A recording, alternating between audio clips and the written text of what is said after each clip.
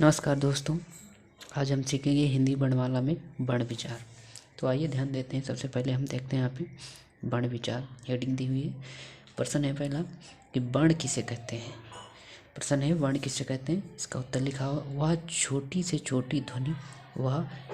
छोटी ध्वनि जिसके टुकड़े या खंड न किए जा सके उसे वर्ण कहते हैं। वर्ण जो है एक प्रश्न है, यानी प्रश्न है कि वर्ण किसे कहते हैं। इसका उत्तर ये है कि वह छोटी से छोटी ध्वनि जिसके टुकड़े या खंड न किए जा सके उसे वर्ण कहते हैं।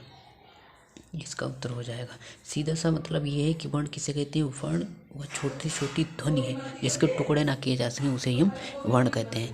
अगला प्रश्न है वर्ण के कितने भेद हैं। तो उत्तर है वर्ण के दो भेद हैं, एक तो स्वर और व्यंजन। ध्यान रखना, इंपॉर्टेंट क्वेश्चन है दोनों। वर्ण के कितने भेद हैं, तो वर्ण के दो भेद होते हैं, एक तो स्वर और एक व्यंजन। अगला प्रश्न है वर्णमाला किसे कहते हैं। वर्णमाला किसे कहते हैं, ये भी इंपॉर्टेंट प्रश्न है। तो यहाँ पे लिखा हुआ है कि वर्णों के क्रमबद्ध समूह को ही वर्णमाला कहते हैं। याद रखना कि वर्णों के क्रमबद्ध समूह को ही वर्णमाला कहते हैं। इस कभी कभी इस प्रकार से प्रश्न आ जाता है कि वर्णमाला किसे कहते हैं, तो उसका सही और अच्छा आंसर ये होगा कि वर्णों के क्रमबद्ध समूह को ही वर्णमाला कहते हैं। अब आगे देखिए, वर्णमाला यहाँ पे सजाई है, बिल्कुल बहुत अच्छे से बनी हुई है। इसको हम समझते हैं और याद करते हैं। देखिए, वर्णमाला में सबसे पहले आ से शुरू करते हैं, स्वर होते हैं। तो देखिए पढ़ते हैं हम, छोटा आ, बड़ा, छोटी, बड़ी, छोटा ऊ, बड़ा ऊ, रीर, ए, ओ, औ, अंग और आह। देखिए दोस्तों, दो लाइन में मैंने स्वर लिखे हैं, तो ये कितने 11 स्वर होते हैं। याद रखना, ये स्वर है और अंग और आह दो क्या है, दो ये अवयव है, इनको ध्यान रखना। आगे पढ़ते हैं का, खा, गा, घा, ड़ा, चा, छा, जा, झा, वा, टा, ठा, डा, ढ, णा, ता, था, दा, धा, न, पा, फा, बा, भा, मा।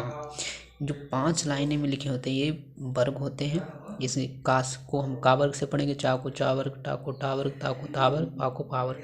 इस प्रकार से ये पांचों जो वर्ग होते हैं, अर्थात एक का से लेकर माँ तक जो व्यंजन होते हैं इनको हम स्पर्श व्यंजन बोलते हैं। ये 25 व्यंजन होते हैं, ध्यान रखना, ये 25 व्यंजन होते हैं, इनको हम स्पर्श व्यंजन बोलते हैं, का से लेकर माँ तक। फिर आगे हम पढ़ेंगे या, रा, ला, वा। ये आपके 4 अंत्यस्थ व्यंजन होते हैं। इंपॉर्टेंट प्रश्न है। प्रश्न यहाँ ऐसे बनेगा कि अंत्यस्थ व्यंजन कौन से होते हैं। तो ये नीचे वाले भी हो सकते हैं, ये भी व्यंजन हो सकते हैं, ऊपर से कोई दे सकता है। तो इम्पोर्टेंट है कि या, रा, ला, वा, ये 4 जो वर्ण होते हैं ये अंत्यस्थ व्यंजन होते हैं।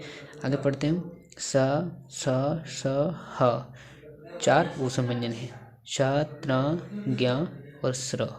ये 4 संयुक्त व्यंजन है। फिर ड और ढा, ये इंपॉर्टेंट है दोस्तों, इनको ध्यान रखना। एक तो डा होता है, एक ढा होता है। जैसे लड़ाई लिखना हो, जैसे यहाँ पे देखो लिखना हो लड़ाई, लड़ाई जैसा वर्ड लिखना है तब इसड़ा का जो है प्रयोग होगा। और जैसे लिखना हो पढ़ाई, लिखना है पढ़ाई लिखना हो तब इस वाले ढा का प्रयोग होता है। तो जो 2 व्यंजन होते हैं इनको हम उत्क्षिप्त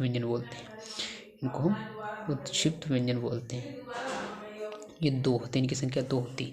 इस प्रकार से कुल वर्ण संख्या जो होती है वो 52 होती है। नीचे देखो लिखा हुआ है कि हिंदी वर्णमाला में कुल 52 वर्ण होते हैं, जिनमें 11 स्वर और 33 व्यंजन होते हैं। अगर प्रश्न आ जाए कि हिंदी में स्वर कितने होते हैं, तो आपको बताना है कि 11 स्वर होते हैं और व्यंजन कितने होते हैं, 33 व्यंजन होते हैं। तो इस प्रकार दोस्तों हमने सीखा है हिंदी वर्णमाला में पूर्ण कितने स्वर और व्यंजन होते हैं, और कौन अंत्यस्थ व्यंजन, कौन ऊष्म व्यंजन, कौन संयुक्त व्यंजन होते हैं।